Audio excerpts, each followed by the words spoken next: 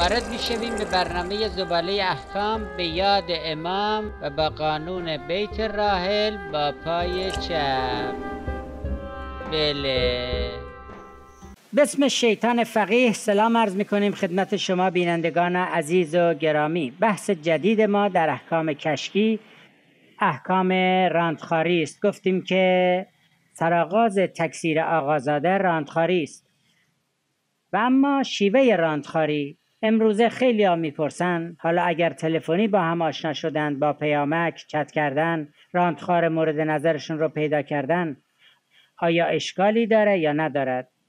یا امروزه با ابزار و وسایل جدید باشد یا نباشد؟ اما یک قاعده کلی داره. اگر در شیوه راندخاری قبوض و منافع فردی مراعات بشود، هر جور باشه اشکال نداره. حالا ممکنه واسطه بفرستند، همچنان که در سابق مرسوم بوده، هنوزم در بعضی آقازاده هست و شاید بهترین شیوه هم باشد.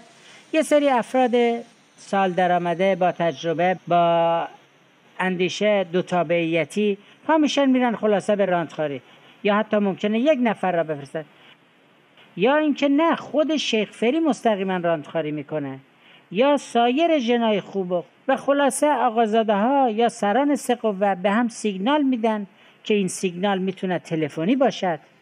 با تلفن با هم صحبت میکنن و اگر به نتیجه رسیدن، بعدش مسئله اختلاس. اما تو این صحبت ها حرفایی که میزنن و ارتباط تلفنی که دارن باید اموال حرام و تشویق آمیز داده بشود.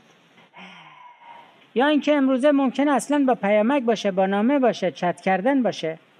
اصل اینها اشکالی نداره، ولی نکاتی که باید مراعات بشود، مبالغی که بین اینها رد و بدل می شود، مثل پاسخ سوالی رو در برنامه گذشته ما مطرح کردیم. بله، کمی قاطی شد بحث شیرین کلاس تجوید بیت عظما و توسی و مذاکرات و غیره که بله مشابهت هایی هم دارد که جای اون هم اینجا نیست.